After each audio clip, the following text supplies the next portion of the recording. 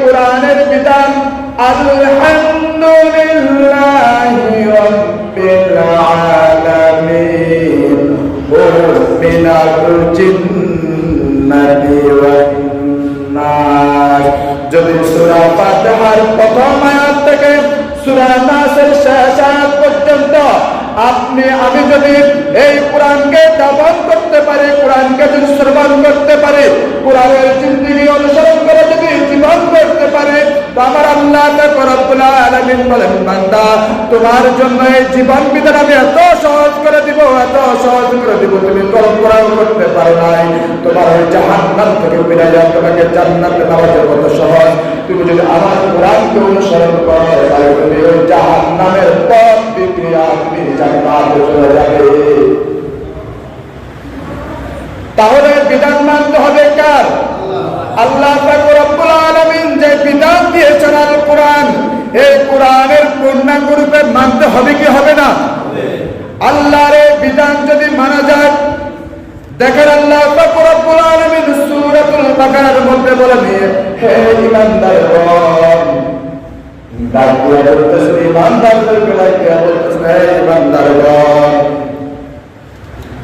তোমরা যদি আমার ফরজ বিধানগুলো যদি মেনে নিতে পারতে, ইয়া আইয়ুহাল্লাযীনা আমানু কুতিবা আলাইকুমুল কিসালু ফিল কাতলা। আমরা বলি ইসলাম শান্তির ধর্ম, একটা যেহেতু করে মারিয়ে লাগছে তুই হাতে মারিস না। আমরা কই গিয়া ইসলাম শান্তির ধর্ম, হাতে করে অন্যায় ভাবে মারিয়ে লাগছে তুই হাতে কিচ্ছা মারিচ্ছা। কিন্তু আমার আল্লাহ পাক রব্বুল আলামিন সূরাতুল বাকারার মধ্যে কত সুন্দর করে বর্ণনা করেন, বান্দারে না না না, আমি বিধান তোকে দিই নাই, আমি তোকে বিধান দিয়ে দিচ্ছি।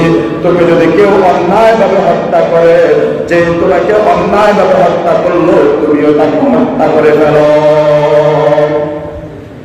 বিধানটা আল্লাহ সুবহানাহু ওয়া তাআলার। আপনারা ইতিমধ্যে ফেসবুকের মাধ্যমে জানতে পেরেছেন কিনা জানি না, কাশীপুর আমি যেখানে ব্যবসা করি সেখানে 14 বছরের একটা ছেলেকে 19 বছরের একটা ছেলে, 19 বছর হবে না, 17 কিংবা 18 বছরের বয়সের একটা ছেলে আরেকটা ছেলেকে মেরে ফেলছে। শুধু পাখি লই মারামারি লাগছে, কি লই? পাখি লই, পাখির ভাষা, পাখির বাসালে মারামারি লাগে, ওকে কিচ্ছে মারিয়ে আনেছে, কসার করতে হাতরে লাই মাতরাও নাই, হাতরে দিন আমার আল্লাহ পাক রব্বুল আলামিন বলেন, আমি তোমাকে বিধান দিয়ে দিলাম, তোমাকে যে হত্যা করেছে অন্যায় ভাবে, কিভাবে?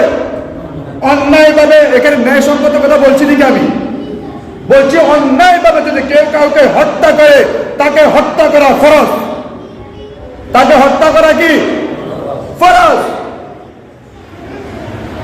এই যে ধরেন ঢাকার মিটফুটে যে মানুষগুলা পাথর নিক্ষেপ করে একটা জলজান্ত মানুষকে হত্যা করে ফেলেছে, তার সন্তানগুলাকে এতিম করে ফেলেছে, তার স্ত্রীটাকে বিধবা করে ফেলেছে, এ টু জেড সে যে দলেরই হত্যা করে আমার জানার বিষয় না, তাকে হত্যা করা হয়েছে। এই ভিডিও ফুটেজ আছে, ভিডিও ফুটেজের মাধ্যমে তাদেরকে দখল করা হয়, তাদেরকে ধরে আনা হোক, ধরে আনার পরে তাদেরকে প্রকাশ্যে দিবালোকে এভাবে পাথর মেরে হত্যা করা হোক। তাহলে এটা দেখার পরে মানুষ মনুষ্যত্ব ফিরে পাবে। এখন মানুষ মনুষ্যত্ব হারাই ফেলছে, এই হারাই ফেলার কারণে আমরা একটা জীবন্ত মানুষকে অন্যায়ভাবে হত্যা করতেছি।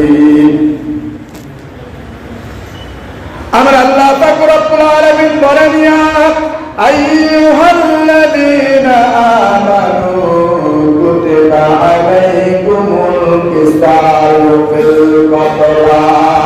আমি আল্লাহ তোমাদেরকে ইমানদারদেরকে বলে দিচ্ছি, তোমাদেরকে কেউ যদি যদি অন্যায়ভাবে হত্যা করে তোমরা তাকে প্রকাশ্যে হত্যা করো, বিধানকার। আচ্ছা, আপনার এখানে সবাই যারা আছেন যে যে দলেরই করেন, বুকে হাত দেন তো, সবাই বুকে হাত দেন, সবাই নিজের বুকে হাত দেন, নিজের বুকে হাত দিয়ে বলেন, বুকে হাত দেন, বুকে হাত দিয়ে বলেন তো, যদি এই আইন যদি রাষ্ট্রীয়ভাবে যদি পাশ হয় এই দেশে শান্তির পায়তারা আসবে কি আসবে না?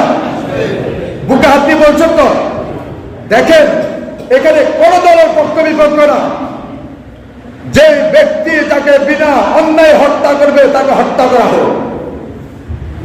যে ব্যক্তি নিজের চরিত্রের কারণে চুরি করবে তার হাত কেটে দেওয়া হোক। তাহলে চুরি বন্ধ হবে কি হবে না? বিধানকার আল্লাহ সুবহানাহু ওয়া তাআলা। আগামী জুমা থেকে ইনশাআল্লাহ ধারাবাহিক এই বিষয়ে আলোচনা চলবে। আল্লাহর বিধানের উপরে কথা বলবো। আপনাদের কোনো মনে কষ্ট আছে নাকি? আল্লাহ সুবহানাহু ওয়া তাআলা আমরা